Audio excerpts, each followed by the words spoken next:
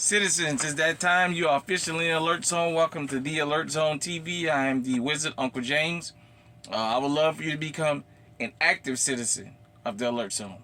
You can do that by hitting the subscribe button, hit the bell to get notified when we drop fire content. Viewing the video, giving the video a like, sharing, commenting definitely, whether you agree or disagree. If you are 18 years of age or older, practice your Second Amendment rights. It is not illegal under the Constitution. So, hope everybody having a good day out there. I want to shout out the state of Ohio. I'm in the state of Ohio right now filming this video. I wanted to talk about something about situational awareness and going into hostile environments and not being on alert. And I'm privy to this something because this has a historical context to it. And in the video before, you guys, I know on the old channel, but here on the new channel, I'm not sure, may have heard me reference this. But there's something we're going to have to discuss because it's happened again. And it's going to continue to happen. Shout out to Action Jackson and the president of Gun Freak Nation, definitely. There's another case in Detroit right now that's moving forward where you had a gas station clerk at 3 in the morning kill a man. And he tried to use the self-defense, hold on one second. Sorry about that. He tried to use the self-defense still. Unfortunately for him, and fortunately for the victim, it was on camera. It was in this Exxon, and you guys can look it up. Just put, type in Detroit gas station murder, and it should come up. It was 3 o'clock in the morning. I'm going to give you guys basically what the story was. You can go see it for yourself if you want, because you may feel different about what I'm going to say. It's 3 o'clock in the morning, and this guy is in a store at a gas station in Detroit. This is what I talk about sometimes, making sure you be in places that, nowhere is off limits, but not going into hostile places makes it just a little bit easier to live and to survive. So I understand the whole thing of maybe he went out. I'm not sure why he was in the gas station at 3 in the morning, but, I understand. You might be coming from work. You might get up in the middle of the night and get a craving. You might be up watching TV. You might have just came out from partying. And you decide, hell, we're going to stop at the gas station and get a couple, Zuzus, Wham Whams, as they call them, a couple snacks before we go in. And he goes in this gas station, and he's standing in the, I want to say he was looking like maybe a snack cakes, but I'm not 100% sure. And the guy comes from behind the counter, and he's looking at him, and he's accusing this guy of stealing. Per the video, you can see this guy didn't steal anything. He didn't touch anything. It's no audio. So they must have had a couple words, and the clerk threw the guy out of the store and locked the door. So the guy kind of lorded around in the parking lot. I know he had black on. That's not uncommon to see black folks in black. Black men, that's not uncommon. He had one of those little masks covering his face for whatever reason. If he was going to do something, he was already in the store, he would have done it. He definitely didn't have a firearm on him. He left, he came back, he left. He pulled on the door was locked. Now, the clerk is a legal firearm owner. This guy is behind the door. He's outside, he's locked out. If he was such a threat, such a nuisance, he could have dialed 911. Now, I understand it's Detroit. At 3 in the morning, they may not show up. I understand that, but there's a protocol. Two things that has been established. This guy is locked outside and he doesn't have a firearm. The victim. The clerk has a firearm and the door is locked. So, since we like to tell and preach law-abiding citizens here on following the proper protocols when you legally armed, we never advocate violence here in the alert zone and on YouTube, period. The whole Second Amendment gun tube crowd, we never advocate that. We don't advocate violence. We're not running around saying go look for reasons to get into gunfights with people. We don't do that. Nevertheless, this guy pulls his gun out. Now this guy is standing outside and he's talking to him, and he pulls the trigger, shoots this guy through the glass right in the head and kills him instantly. Then he says he gets arrested. He go to court and he want to get the charges dropped. The judge says, wait a minute. You put him out. You locked the door.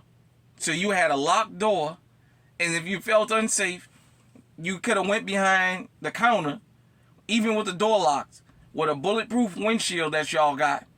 Like I said, anybody ever been to Detroit, there's bulletproof all over Detroit. Everywhere you go is bulletproof glass. Pretty much. You know, unless you got your sit-down restaurants. And he never called 911 before he killed the guy.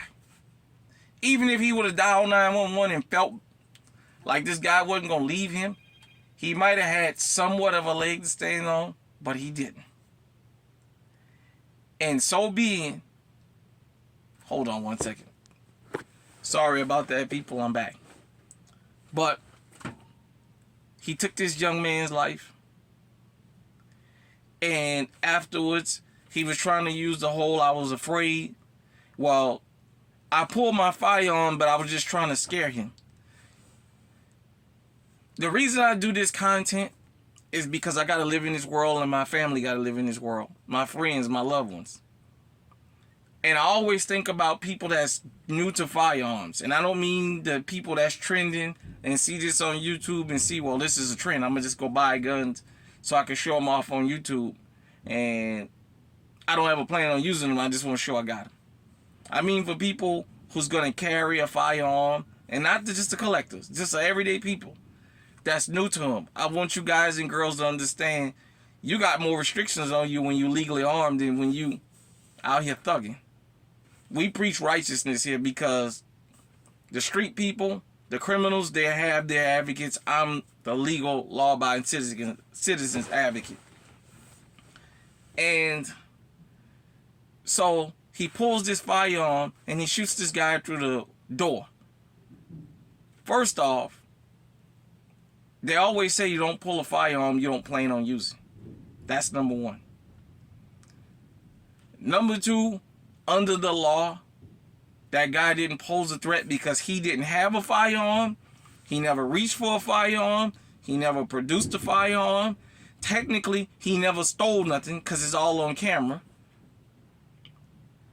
But, you know, I guess he threw him out for whatever reason. That's his prerogative. But this guy didn't pose a threat to you because you eliminated the threat. You didn't call the proper authorities. Under the law, that's the way things work. You don't get to lock people out of your business and then shoot them in the head. I can't throw you out of my house and you keep knocking on the door and then I shoot you in the head and say, well, I didn't mean it. Under the law, that's murder. But what really is going to rub some people the wrong way, but we got to have this conversation. That's why I'm Uncle James. I'm going to tell you things mom and pop know, but they ain't going to tell you.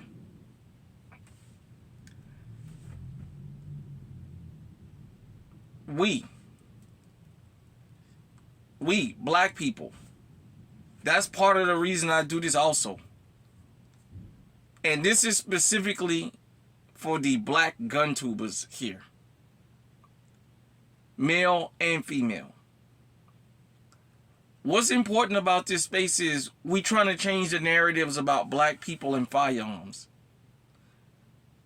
Black men, we have to change our image because this image that's been put out there of us is getting us killed. It's to the point in this country where most people feel there's always a reason to kill a black man. We can always find a reason. If he didn't steal, if he didn't rob, if he was standing there minding his business, going to work, well, why was he going to work at that time?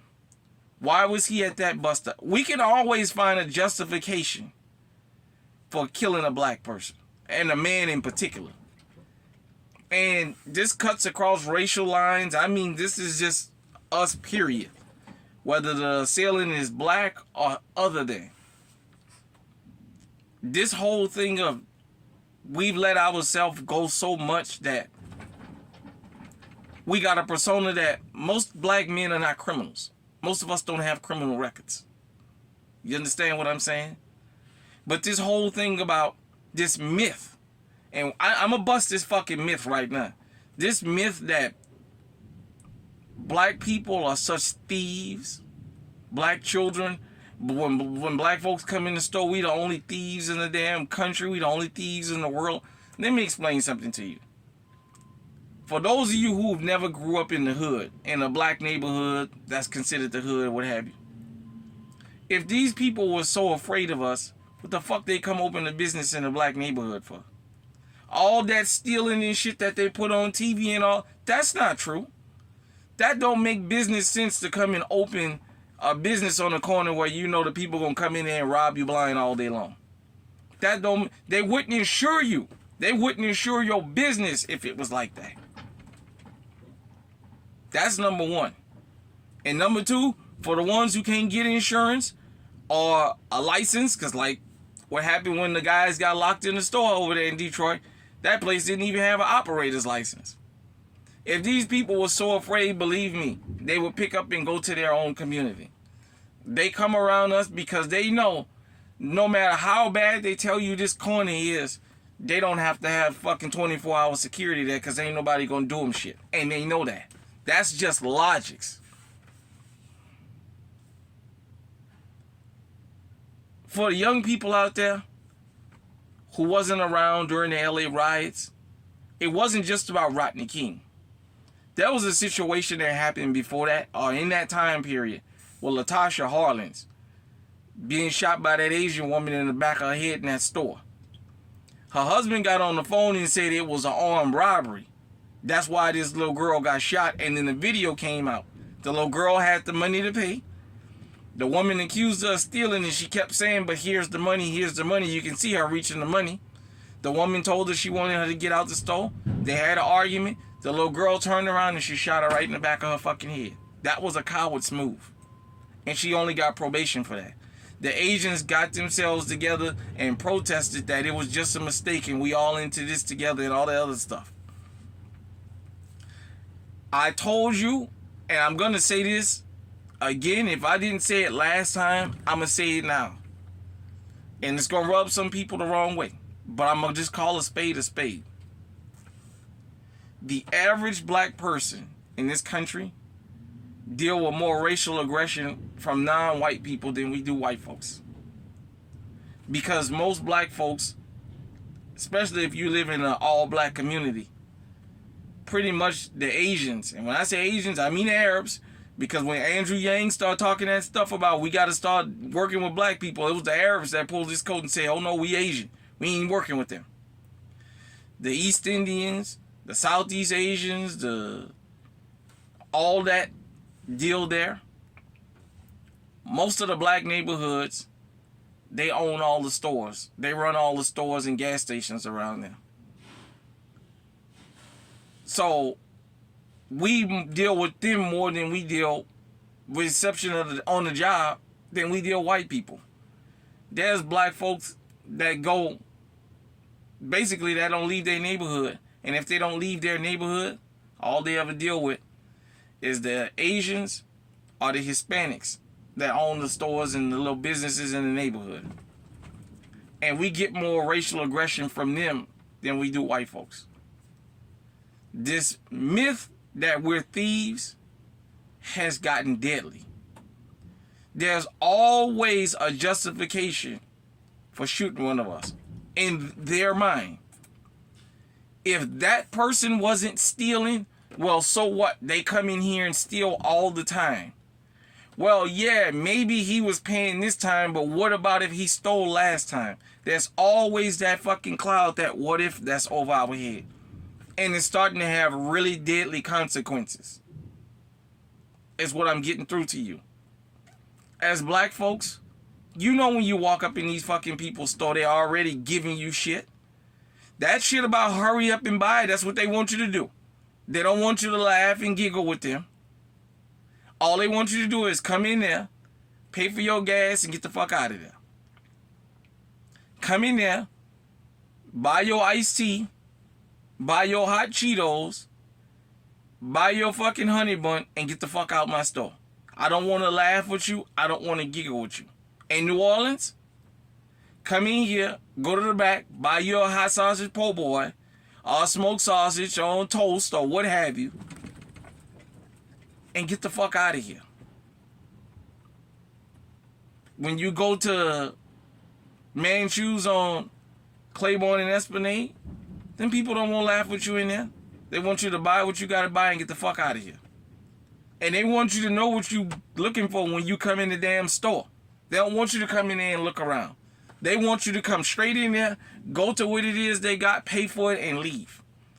If you milling for more than 2 seconds, in their mind, you're up to something. You know this. And you're going to go in the damn gas station at 3 o'clock in the morning?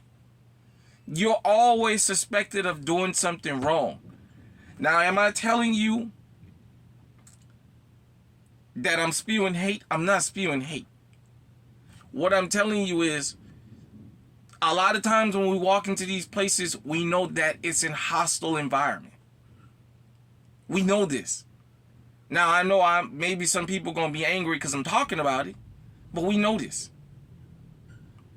You go in that gas station at 3 o'clock in the morning, this dude already, you got black on, and you got, look like he had dreadlocks. They consider that to be the criminal's uniform. Even if you're not doing nothing wrong, in their mind, you're always up to something. You go in there that time of morning, this guy already suspect you're doing something, and you take more than 2 minutes in the gas station, he wants you to get the fuck out of there. Just like I said about the whole Carlisha Hood thing, being in the Wild Hundreds at night. I heard a lot about that neighborhood. I've been kind of researching it. The same thing I'm telling you. You're going to have to move accordingly. Before you go in for the night, get what you're going to get. You come from going out in the street. I know sometimes you get the urge, but ask yourself, is it worth it? Is it worth going stand in that line like some of the places where they got a fucking window you got to go to at night and order your shit outside through a window and there's a line out there? Or going in the store with these guys who basically just want you to pay and get out of there. Is it worth it at 2, 3 o'clock in the morning? Because more and more of these guys, you don't see them, but more and more of them got guns. That was one of the first things I learned in the 80s. When they started moving into the neighborhoods in New Orleans and not living. I mean, just the stores. When they first showed up, you would look back there and you would see a gun laying back there behind the counter.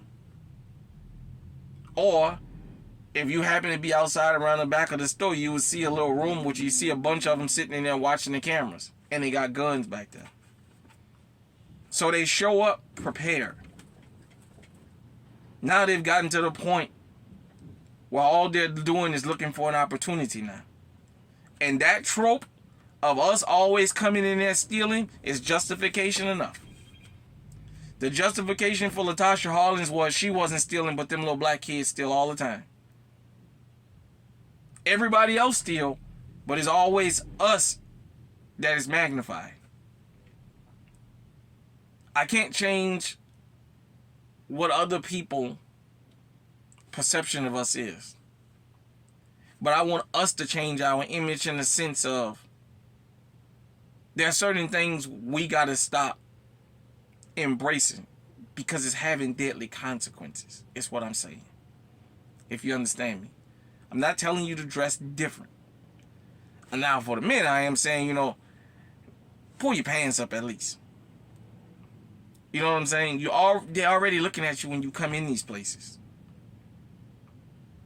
If I was making this up, it wouldn't keep happening.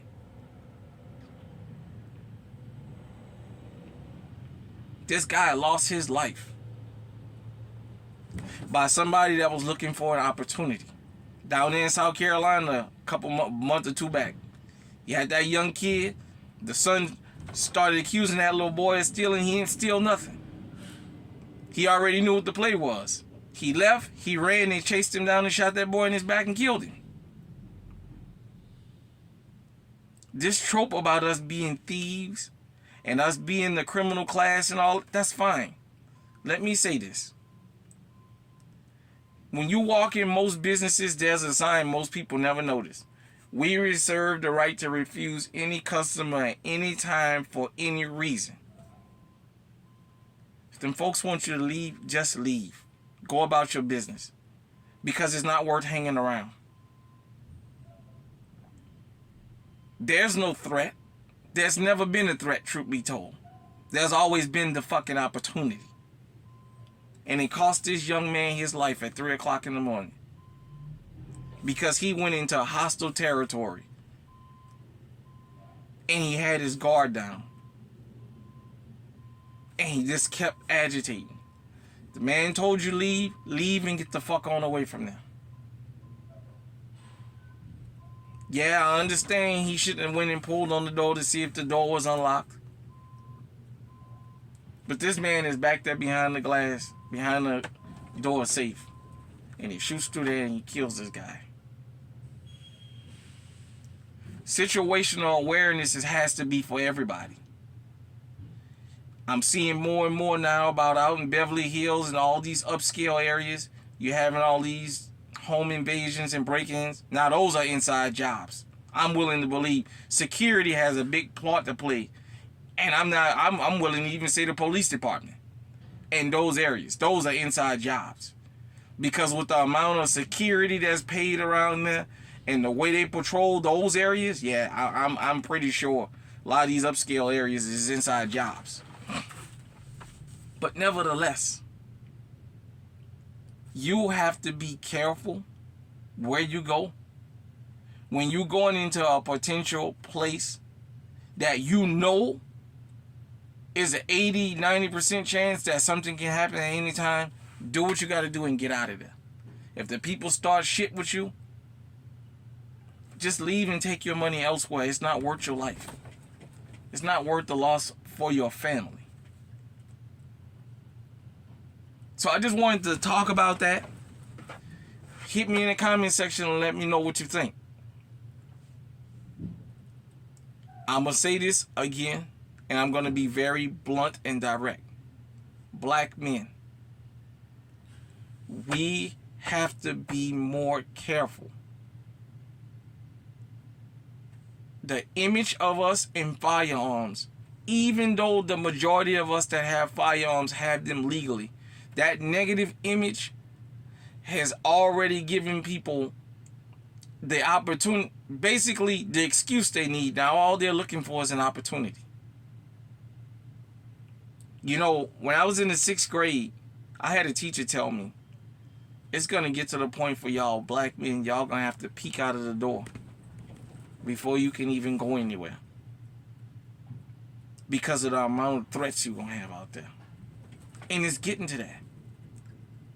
Well, damn, you got to scan the damn business you go in and see is it even a safe place for you to be in before you go in there. I want to say rest on to that young brother. Like I said, you guys can look it up here on YouTube.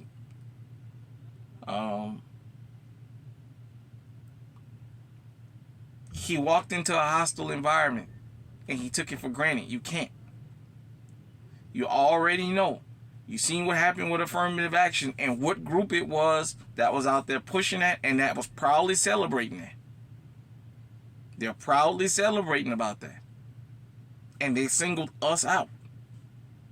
Even though we patronize their businesses, they singled us out. You had Latasha Hollins, Peter Liang with Akai Gurley. You had the 3 guys in Detroit that got locked in the store. You have this young man that just lost his life, on top of many, many others. I'm going to say this and then I'm going to get out of here. The Hughes brothers didn't conjure up the opening scene in Menace to Society out of their heads.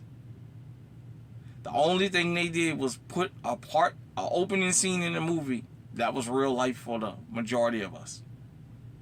That's why that resonated. Going in the store and having them follow behind you.